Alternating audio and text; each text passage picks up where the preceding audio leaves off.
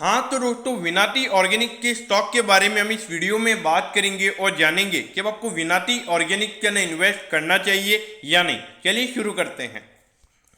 तो देखिए, सबसे पहले हम ये जानेंगे कि ये कंपनी काम क्या करती है। तो देखिए, ये company speciality chemicals, organic compound, उसके अलावा इनऑर्गेनिक केमिकल कंपाउंड, तो यानी कि तरह तरह के ये जो केमिकल प्रोडक्ट्स होते हैं वो ये कंपनी बनाने का काम करती है। तो यहाँ पे विनाटी ऑर्गेनिक क्या काम करती है इसके बारे में ज़्यादा ब्रीफ में हम बात नहीं करेंगे, क्योंकि हमें पता है कि जो केमिकल प्रोडक्ट्स हैं वो ये कंपनी बनाती है।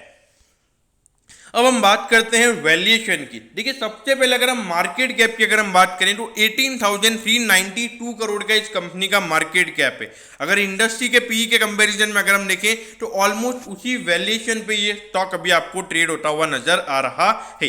यहाँ पे डिविडेंड इस स्टॉक का बिल्कुल कम है, क्योंकि एक ग्रोथ स्टॉक है। यहाँ पर आप ज्यादा डिविडेंड एक्सपेक्ट नहीं कर सकते। अगर हम यहाँ पे प्राइस टू बुक रेशियो की बात करें तो वो यहाँ पे 11 टाइम्स है।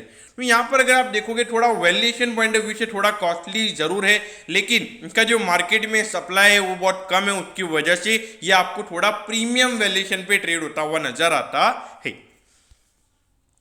अब ये देखिए, अगर हम कंपनी के फाइनेंशियल्स के बारे में अगर हम बात करें तो देखिए, यहाँ पे 2 साल से लगातार जो कंपनी के रेवेन्यूज है वो हमें गिरते हुए नजर आ रहे हैं। लेकिन देखिए, पिछले 3 क्वार्टर्स का कंपनी का परफॉर्मेंस काफी अच्छा है। लेकिन हाँ, एक क्वार्टर जो फर्स्ट क्वार्टर था अप्रैल से जून वाला पिछले साल का, उसमें कंपनी का परफॉर्मेंस अच्छा नहीं था, इसीलिए यहाँ पे जो रेवेन्यू है वो हमें गिरता हुआ नजर आ रहा है और प्रॉफिट का नंबर भी इसीलिए हमें यहाँ पे गिरता हुआ नजर आ रहा है। लेकिन अगर हम देखेंगे तो कंपनी अच्छा परफॉर्म करती हुई नजर आ रही है। कंपनी का जो मार्जिन परसेंटेज है वो भी लगभग 30% के लगभग है। भले कंपनी का रेवेन्यू गिरा, लेकिन 30% का जो नेट प्रॉफिट मार्जिन परसेंटेज है वो यहाँ पे बहुत ही अच्छा मुझे नजर आता है। अब ये देखिए, यहाँ पे जो कंपनी के प्रमोटर्स की शेयर होल्डिंग है वो है यहाँ पे 74.06%। तो देखिए, यहाँ पे जो मार्केट में जो फ्लोटिंग शेयर्स हैं वो अराउंड 20 बात करें तो 25.94% ही है। तो अगर आपके फ्लोटिंग शेयर्स मार्केट में कम होंगे, जैसी डिमांड बढ़ेगी तो ऑटोमेटिकली आपका स्टॉक का प्राइस बढ़ता हुआ नजर आएगा। अगर फॉरेन इन्वेस्टर्स की बात करें तो उनका यहाँ पे 4.39% का स्टेक है, और जो यहाँ पे हमारे डोमेस्टिक म्यूचुअल फंड है उनका भी यहाँ पे 6.82% का स्टेक है। यहाँ पर अगर आप देखोगे, रिटेल के पास मोटा मोटा 15% की ही होल्डिंग यहाँ पे रिटेल इन्वेस्टर्स के पास पड़ी हुई है। तो देखिए, अगर आपके 15% का रिटेल फ्लोटिंग है तो वहां पे ऑटोमेटिकली आपकी जैसे डिमांड बढ़ेगी, ऑटोमेटिकली आपका स्टॉक का प्राइस अच्छे से बढ़ता हुआ नजर आएगा। तो इसीलिए ये स्टॉक आपको थोड़े प्रीमियम वैल्यूएशन पे ट्रेड होता हुआ नजर आ रहा है। अब ये देखिए, अगर आप देखोगे दिसंबर 2020 के अंदर अगर हम बात करें तो तब कंपनी का जो टोटल सेल्स थी वो थी 223 करोड़। उसके बाद में 279 करोड़, अब हो गई है 386 करोड़। यहाँ पर अगर आप देखोगे, पिछले 3 क्वार्टर्स में कंपनी लगातार अच्छे से परफॉर्म कर रही है और पिछले 3 क्वार्टर्स में लगातार कंपनी के रेवेन्यूज हमें बढ़ते हुए नजर आ रहे हैं। अगर प्रॉफिटेबिलिटी की बात करें तो ये नंबर भी हमें पिछले 3 क्वार्टर्स से लगातार बढ़ता हुआ नजर आ रहा है।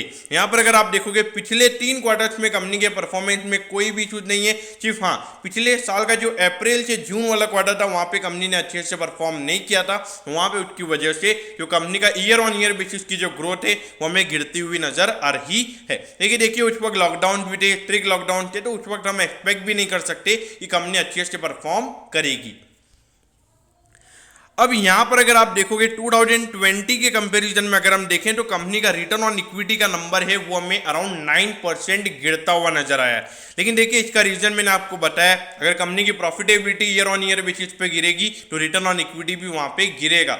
लेकिन जो अप्रैल से जून वाले क्वार्टर वाले नंबर थे उसकी वजह से हमें वो नंबर इतना गिरता हुआ नजर आया था। तो मुझे लगता है कि इस साल के एंड में यहाँ पे कंपनी का आराम से रिटर्न ऑन इक्विटी का नंबर 20% से ऊपर हमें जाता हुआ नजर आएगा। बाकी आरओसी के नंबर की अगर हम बात करें तो ये नंबर भी गिरा ही है, क्योंकि कंपनी के रेवेन्यूज ही गिर गए थे। तो सीधी बात है। तो देखिए, ये जो तीनों यहाँ पे जो रिटर्न रेशियोज हैं ये आपको ईयर ऑन ईयर बेसिस पे गिरते हुए नजर आएंगे।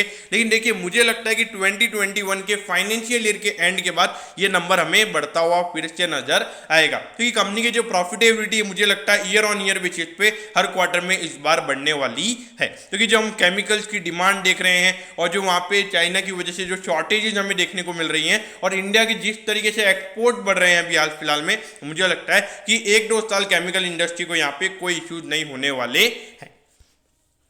अब मेन बात ये कि ऑन डेट कंपनी के ऊपर कोई डेट नहीं है। अब देखिए जब कंपनी के ऊपर कोई डेट नहीं होता है तो वो एक बहुत अच्छी बात हो जाती है, क्योंकि वहां पे कंपनी के पास ग्रोथ अपॉर्चुनिटीज बहुत हो जाती हैं, और अगर जो कंपनी का प्रॉफिट होता है तो उससे कंपनी अच्छे से ग्रोथ के ऊपर ज्यादा फोकस करती है। और जब कंपनी का डेट ज्यादा होता है तो वहां पे थोड़े इश्यूज हो जाते हैं।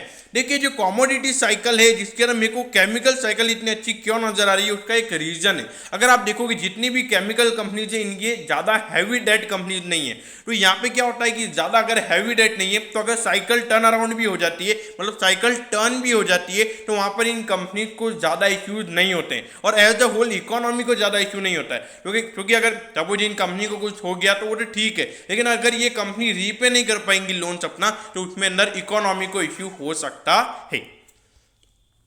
अब ये देखिए 1789 पे आप में विनाती ऑर्गेनिक का स्टॉक अभी ट्रेड हो रहा है अराउंड, अगर हम ऑल टाइम हाई से अगर हम बात करें तो अराउंड 15% ये स्टॉक अभी आपको डिस्काउंट पे मिल रहा है। देखिए विनाती ऑर्गेनिक की अगर हम बात करें थोड़ा वैल्यूएशन यहाँ पे कॉस्टली मुझे नजर आता है। बाकी कंपनी की अगर हम ग्रोथ की बात करें तो ग्रोथ एकदम अच्छी है, कोई इश्यूज यहाँ पे नजर नहीं आते। तो यहाँ पर अगर आपने लॉन्ग टर्म के लिए इन्वेस्ट किया हुआ है बने रहिए, अगर इन्वेस्ट करना चाहते हैं तो इन्वेस्ट कर सकते हैं, क्योंकि 15% नीचे गिरा हुआ भी मिल रहा है और अभी लगातार अच्छी से कंपनी ग्रो भी हो रही है, तो मुझे उसमें कोई यहाँ पे डाउट नहीं लगता है। अब देखिए प्रीमियम वैल्यूएशन के कंपनी के रीजंस भी है, ऑन डेट कोई डेट भी नहीं है कंपनी के ऊपर, उसके अलावा मार्केट में जो फ्लोटिंग नंबर ऑफ शेयर्स है वो भी कम है, तो प्रीमियम वैल्यूएशन तो यहाँ पे स्टॉक में बना रहने वाला है, इसमें तो कोई डाउट यहाँ पे मुझे नजर नहीं आता है। अगर शॉर्ट टर्म की बात करें तो शॉर्ट टर्म में जिस तरीके से केमिकल रैली हो रहा है, जिस तरीके से जो डिमांड फिर से बढ़ती हुई नजर आ रही है, अगर मार्केट नॉर्मल वे में रहते हैं तो मुझे लगता है कि 1 से 2 महीने में अपना ऑल टाइम हाई आराम से अपना टच करता हुआ नजर आएगा, तो उसके हिसाब से आप यहाँ पे ट्रेड ले सकते हैं। लेकिन देखिए विनाती ऑर्गेनिक्स हो गया या फिर कोई भी केमिकल कंपनीज हो गई, इनका मैं हर वीडियो में आपको ये याद दिलाता हूँ कि यहाँ पे जो केमिकल इंडस्ट्री है यहाँ पे बहुत ज्यादा पॉल्यूशन होता है, और अगर गवर्नमेंट पॉल्यूशन से रिलेटेड अगर कोई भी मेजर्स लेकर आता है तो वहां पे इन कंपनीज के लिए बहुत ज्यादा इश्यूज हो सकते हैं। क्योंकि अगर आप देखोगे बहुत ज़्यादा यहाँ पे केमिकल्स की डिमांड बढ़ रही है, तो उससे जो मैन्युफैक्चरिंग इंडिया में पहले होती थी उससे ज़्यादा मैन्युफैक्चरिंग यहाँ पे 100% यहाँ पे हमारी जो ईयर ऑन ईयर बेसिस पे जो प्रोडक्शन है हमारा केमिकल्स का वो बढ़ रहा है, तो उससे पॉल्यूशन भी बढ़ रहा है। तो अगर गवर्नमेंट यहाँ पे कोई भी मेजर्स लेके आएगी तो इन कंपनीज के लिए जो ग्रोथ एक्सपेक्ट मार्केट कर रहा है वो यहाँ पे हो सकता है कि ये कंपनी डिलीवर नहीं कर पाए, तो इसीलिए ये रिस्क बना रहेगा, ये रिस्क आपको पता होना चाहिए। तो इसीलिए अगर आप किसी भी केमिकल कंपनी में इन्वेस्ट कर रहे हैं तो आप एक हैवी मतलब एक एग्रेसिव इन्वेस्टर होने चाहिए, तभी आपने यह इन्वेस्ट करना चाहिए। दोस्तों मैं होप करता हूं कि विनाती ऑर्गेनिक के स्टॉक के बारे में आपको सब कुछ पता चल गया होगा। अगर आपकी कोई भी क्वेरीज है तो आप कमेंट कीजिए, मैं जरूर आपके कमेंट पर रिप्लाई करूंगा। ओके दोस्तों, thank you, have a nice day.